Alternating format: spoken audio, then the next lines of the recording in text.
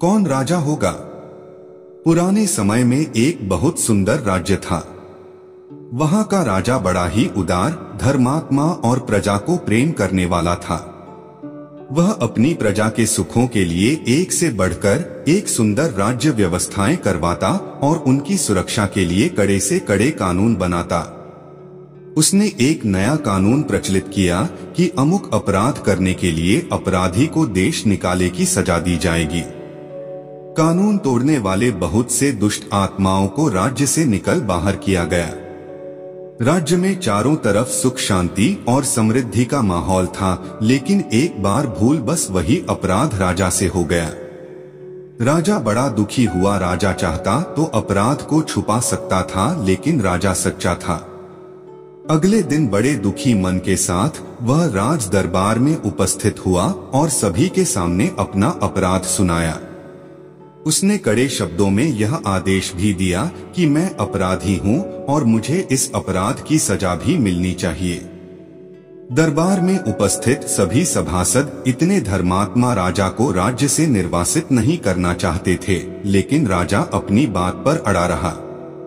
उसने स्पष्ट शब्दों में कहा, जब राज्य के कानून को मैं ही नहीं मानूंगा तो प्रजा उनका किस प्रकार पालन करेगी? इसलिए मुझे देश निकाला होना ही चाहिए। अंततः राज दरबार में यह निर्णय हुआ कि राजा को राज्य से निर्वासित कर दिया जाएगा।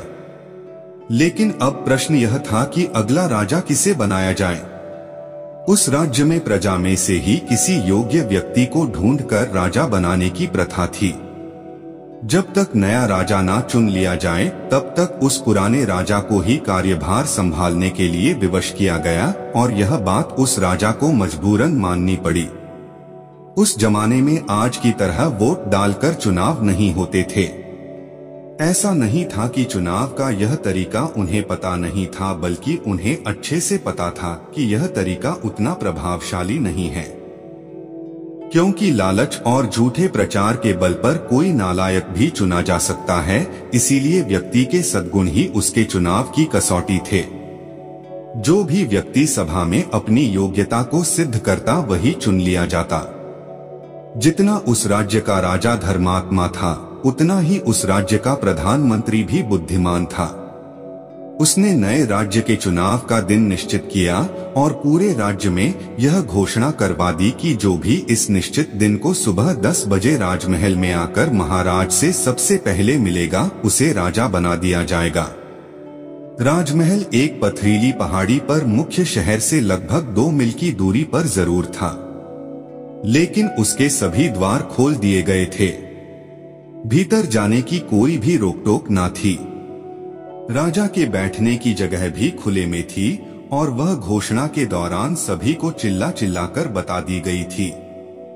राजा के चुनाव से 2 दिन पहले प्रधानमंत्री ने सारा शहर खाली करवाया और उसे अच्छी तरह से सजवाया। सभी प्रकार के आराम और भोग विलास की वस्तुएं पूरे शहर में जगह जगह रखवा दी गई और उन्हें लेने की सभी को छूट थी। किसी से कोई कीमत नहीं वसूली जानी थी, सब कुछ मुफ्त में था। कहीं मिष्ठान के भंडार खुले हुए थे तो कहीं खेल तमाशे हो रहे थे। कहीं आराम के लिए मखमली पलंग बिछे हुए थे तो कहीं सुंदर वस्त्र आभूषण मुफ्त में मिल रहे थे। सुंदर और कोमल अंगों वाली सुंदरियां लोगों के सेवा सत्कार के लिए खड़ी थी। जगह जगह राजकीय नौकर हाथ में दूध और शरबत की गिलास लिए खड़े थे। इत्रों की छिड़काव और चंदन की सजावट से पूरा शहर महक रहा था। शहर का हर एक गली ऐसी सजा हुआ था मानो कोई राजमहल हो। चुनाव के दिन सुबह से ही राजमहल के सारे द्वार खोल दिए गए और लोगों को उस सजे हुए शहर में आने की अनुमति दे दी गई। शहर के बाहर खड़ी प्रजाजन जब शहर में घुसी तो उसकी सजावट देखकर हक्के बक्के रह गए। मुफ्त के शरबत और दूध हर कोई पीने लगा। किसी ने मिठाई की दुकान पर आसन जमाया तो कोई सिनेमा देखने जा बैठा। कुछ मुफ्त के गहने और कपड़े पसंद करने लगे तो कोई सुंदरियों के गले में हाथ डालकर नाचने लगा। सभी लोग अपनी अपनी रुचि के अनुसार सुख सामग्री का उपभोग करने लगे। 2 दिन पहले ही सभी प्रजाजनों को यह बता दिया गया था कि राजा से मिलने का सही समय ठीक 10 का है। इसके बाद पहुंचने वाले को राज्य का अधिकारी नहीं माना जाएगा। शहर की सजावट और सुख सामग्री का मेला सिर्फ उसी समय का है। एक नियत समय के बाद इसे हटा दिया जाएगा। शहर का ऐसा एक भी व्यक्ति न था जिसे दोहरा कर यह सारी बातें न बता दी गई हों और सभी ने कान खोलकर सुन भी लिया था। लेकिन शहर की सजावट और मुफ्त की सुख सामग्री ने सभी का मन ललचा लिया था। किसी का भी उन्हें छोड़ने का मन नहीं कर रहा था। राज मिलने की बात को लोग परीक्षा की दृष्टि से देखने लगे। कुछ सोच रहे थे कि दूसरों को चलने दो, मैं भागकर उनसे पहले पहुंच जाऊंगा। कुछ सोच रहे थे कि अभी तो बहुत समय बाकी है।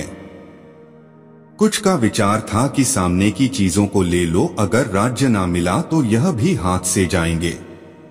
कुछ तो राज्य मिलने की बातों का मजाक उड़ाने लगे कि यह गप तो इसीलिए उड़ाई गई है ताकि हम यह मिल रही सुख भोग की वस्तुओं का आनंद ना उठा सके।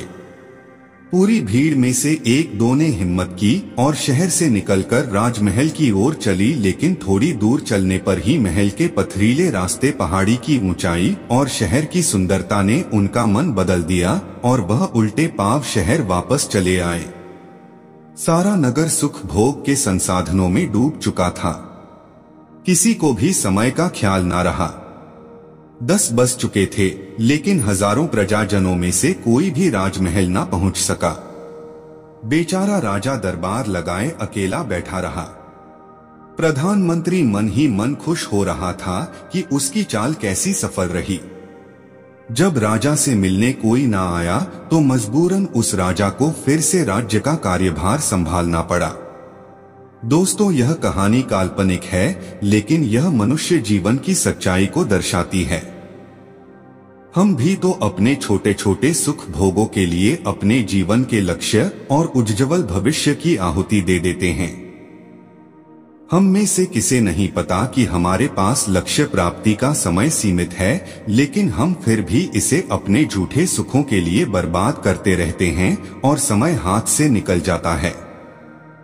प्रत्येक विद्यार्थी को पता है कि उसके पास इस परीक्षा को पास करने का एक नियत समय है और ऐसा समय दोबारा नहीं मिलेगा। लेकिन फिर भी वह अपने समय को सिर्फ थोड़ी देर के मजे के लिए गप्पे मारने, YouTube शॉर्ट्स देखने, इंस्टा देखने या बेवजह घूमने भागने में बिता देते हैं। उसे लगता है कि दूसरों को पढ़ने दो, मैं आखिरी के कुछ दिनों में ज्यादा मेहनत करके रात भर जाग के सबको पीछे छोड़ दूंगा। लेकिन ऐसा हो नहीं पाता और जब समय हाथ से निकल जाता है तो सिर्फ पश्चाताप ही हाथ लगता है। आखिर सब कुछ जानने के बाद भी हम बार बार वही गलती इसलिए करते हैं क्योंकि हमारा खुद पर नियंत्रण नहीं है। यह नियंत्रण इसीलिए नहीं है क्योंकि हमने कभी गंभीरता के साथ अपनी आदतों को नियंत्रित करने का प्रयास ही नहीं किया। हम बीच बीच में अपने मन को छोटे छोटे मजे चखने की छूट देते रहते हैं। इसीलिए यह कभी भी दूर के बड़े आनंद को प्राप्त करने का प्रयास ही नहीं करता और हमें छोटे छोटे सुखों में उलझाए रखता है। हर काम के लिए समय सीमित है क्योंकि जीवन कभी भी खत्म हो सकता है। लेकिन हम में से कितने लोग हैं जो इस घोषणा को याद रखकर झूठे सुखों में नहीं डूबे रहते। अवसर चला जा रहा है और हम आज के छोटे छोटे सुखों के भुलावे में पड़कर अपने अनमोल समय को बर्बाद किए जा रहे हैं और उज्जवल भविष्य की ओर आंख उठाकर भी नहीं देख रहे। दोस्तों, अगर आपको यह वीडियो से सीख मिली है तो इस वीडियो को शेयर, लाइक और चैनल को सब्सक्राइब जरूर करें।